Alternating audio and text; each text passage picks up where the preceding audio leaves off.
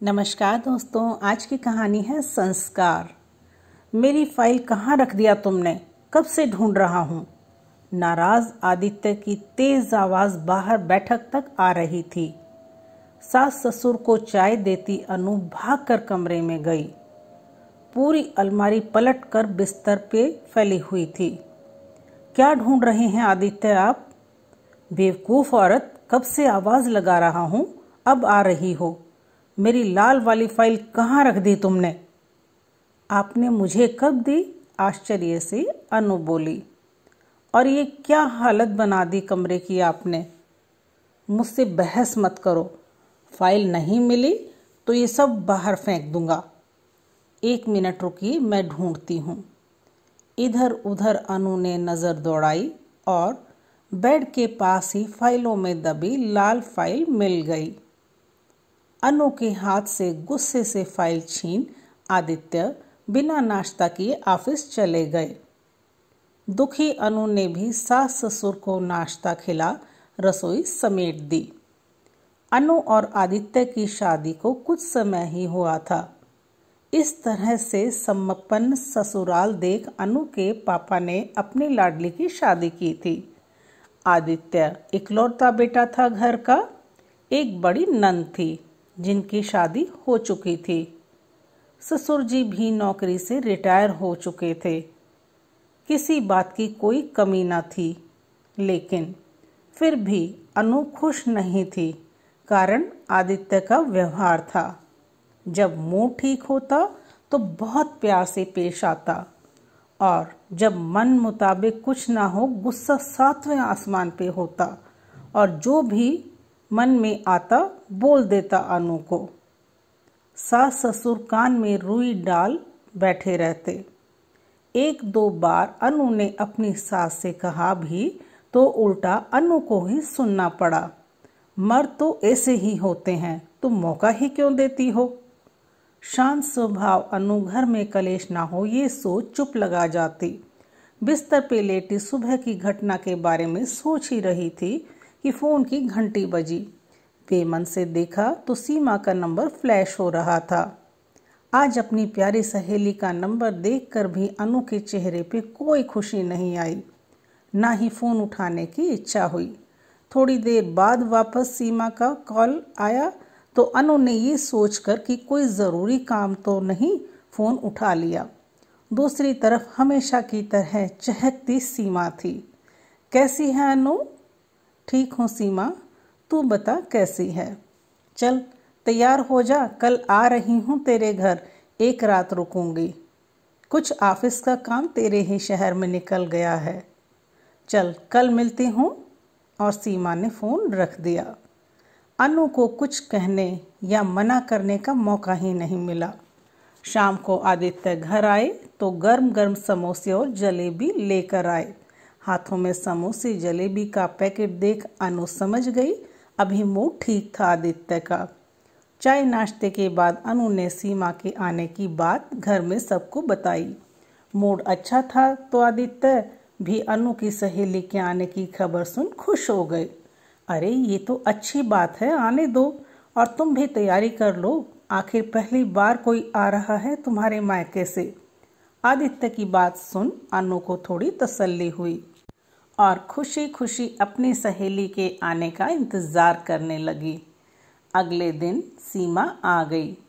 चुलबुली और बातूनी सीमा ने पल भर में ही अनु के सास ससुर से घुल मिल गई, और जब आदित्य आए तो वो भी बहुत सलीके से मिले सीमा से। अनु भी खुश थी। रात को खाने की सारी तैयारी अनु ने कर ली। टेबल पे खाना लगा दिया और सबको सर्व करने लगी। इतने में सब्जी के डोंगे से थोड़ी सब्जी आदित्य के हाथों पे गिर गई। तमीज नहीं है खाना सर्व करने की भी, हाथ जला दिया मेरा। आदित्य ने अनु को घूरते हुए तेज आवाज में कहा तो अनु बहुत शर्मिंदा हो गई। अनु तो आपकी सहेली तो कहीं से भी लगती ही नहीं सीमा जी। आप इतनी स्मार्ट और आधुनिक, और अनु को देखिए खाना तक ढंग से सर्व करना नहीं आता। जहां सीमा दंग रह गई आदित्य का व्यवहार देख, वहीं सहेली के आगे अपमानित हो अनु की आंखें झलक उठी। आदित्य को कुछ जवाब दिए बिना सीमा ने बेमन से चुपचाप अपना खाना खत्म किया और थकान का बहाना कर कमरे में चली गई।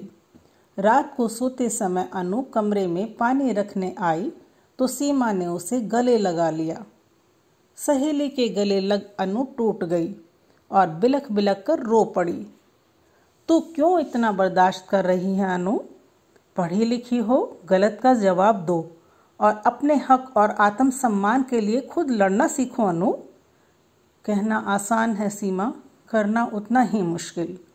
कुछ मुश्किल नहीं है अनु, बस हिम्मत चाहिए सही को सही और गलत को गलत बोलने की।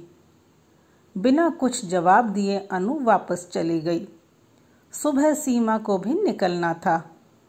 नाश्ते के टेबल पर सब बैठे थे और अकेली अनु आलू के पराठे बनाने में व्यस्त थी। सीमा ने मदद करनी चाहिए तो सासू माँ ने ये कहकर रोक दिया कि 4 लोग के पराठे भी अकेली नहीं सेक सकती क्या? अरे हाथ जल्दी चलाओगी या सो गई रसोई में? भूल तो नहीं गई सीमा जी की ट्रेन भी है, कभी तो फुर्ती दिखा दिया करो। आदित्य ने खिस्से निपोरते हुए कहा। अपने सहेली को यूं अपमानित होता देख सीमा की सहनशक्ति जवाब दे गई। वो भूल गई कि वो इस वक्त अपनी सहेली के ससुराल में थी। ये कैसे बातें कर रहे हैं आप सब अनु से? कैसे लोग हैं आप लोग? और आदित्य जी, क्या आपको इतनी भी समझ नहीं कि अनु आपकी पत्नी है, कोई नौकरानी नहीं? मैं कहती हूँ ऐसे तो कोई नौकरानी से भी बात नहीं करता। जब मेरे सामने आप ऐसा व्यवहार कर रहे हैं तो मेरे पीछे क्या करते होंगे? चुप हो जा सीमा। क्रोधित सीमा को अनु चुप कराने लगी। मैं क्यों चुप हूँ अनु? ऐसे सहेली बनाती हो बहू तुम? जरा भी तमीज़ और संस्कार नहीं है इसे। समझा दो अपनी सहेली को कि वो सिर्फ मेहमान है और मेहमान दूसरों के घरों के मामलों में नहीं बोलते। सीमा की बातों से बौखलाई सासू माँ ने अनु को ही डांटना शुरू कर दिया। तमीज़ और संस्कार मुझ में हैं, तभी कल से चुप हूँ माँ जी। अगर तमीज़ ही सिखानी है तो अपने बेटे को सिखाएं, आप मुझे नहीं, जिसे इतनी भी समझ नहीं कि अपनी पत्नी से कैसे व्यवहार किया जाता है। और आप सब सुन लें, खासकर आदित्य जी, आप, अनु आपकी पत्नी है, उसे उसके हिस्से का मान सम्मान तो आपको देना ही होगा, वरना मैं एक समाज सेविका हूँ और घरेलू हिंसा से पीड़ित महिलाओं के लिए ही काम करती हूँ। आगे आप खुद समझदार हैं कि मैं क्या कर सकती हूँ और क्या नहीं। और अनु, तुम पढ़ी लिखी आधुनिक लड़की हो, इस तरह हर वक्त ससुराल वालों और पति के तानों को सुनकर कब तक रहोगी? आधुनिक सिर्फ कपड़ों और रहन सहन से नहीं, आधुनिक विचारों से भी होना चाहिए। आदित्य जी, अनु आपकी पत्नी है और एक पत्नी का हक होता है पत्नी का मान सम्मान पाना। पत्नी कोई पंचिंग बैग नहीं कि जब चाहा अपना गुस्सा और तनाव उस पर निकाल दिया जाए। सीमा की बात सुन आदित्य बेहद शर्मिंदा हो उठा। अपनी गलती उसे साफ साफ दिख रही थी।